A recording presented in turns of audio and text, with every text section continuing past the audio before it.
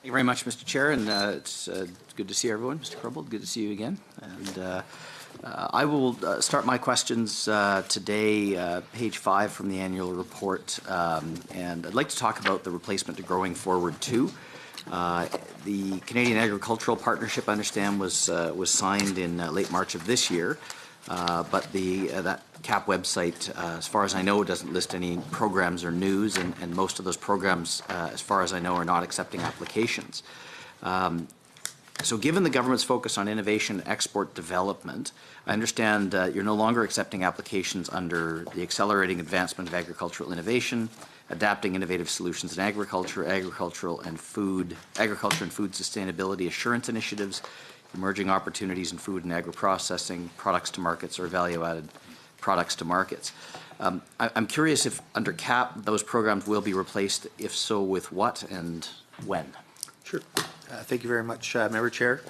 CAP was just recently signed on April 1st, 2018, so we've moved from Growing Forward 2 to CAP. We're committed to developing and implementing programs that align with 6 priorities under the Canadian Agriculture Partnership, and those 6 priorities are science, research and innovation, markets and trade, environmental sustainability and climate change, value-added agriculture and agri-food processing, public trust, and risk management. Now, in terms of how GF2 is perhaps different from CAP, I would just say that there's an increased focus on outcome-based agreements, increased focus on reporting requirements, focus on the environment, public trust, regional collaboration. The programs must be measurable and able to support activities that lead to achieving outcomes.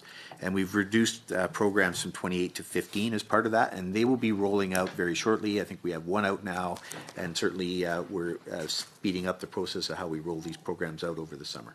Okay, thank you very much. I'm going to switch over to the forestry side of things. Page 18, Key Strategy 1.3. Collaborating with industry and post-secondary institutions on targeted research projects, specifically as it relates to watershed research projects in southern Alberta, studying the effects of harvesting techniques on water yields and flow. Of course, we first became acquainted on the flood mitigation file, and so I'm quite interested in understanding how that does plug in, if it does in fact, into flood mitigation in southern Alberta. Right. Thank you, Member Chair, for the question. I would say we're integrated very closely on a number of fronts, especially with Alberta Environment Parks. We have an IRMS, or Integrated Resource Management Sector, meeting on a regular basis. And I think the unifying factor that really integrates our planning and preparation on the forestry side is the land use planning that we're doing throughout the province. And a big part of that is understanding what the impact is of forestry on our headwaters and how it affects those waters. We're doing research with partners that's not all Alberta funded, but funded by other partners, including the University of Alberta, City of Calgary, City of Edmonton, on some headwaters matters. And then finally, we do speak regularly with the environmental organizations such as CPAWS and Y2Y and Alberta Wildlife Association. Because they give us examples of how forestry practice can be more innovative and different, and we work with industry on those as well.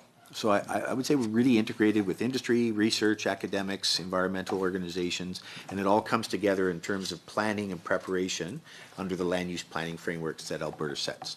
And where we don't have those frameworks set up yet, like in Peace Country, we use the same concept for integrating all those people on these matters. Okay, just in the last few seconds here, I'll ask, have you worked with Indigenous communities to incorporate traditional knowledge as part of that discussion as well? Yes, we have. And in fact, when I was in December, when I was still at Environment Parks, we chaired a meeting of Indigenous nations that were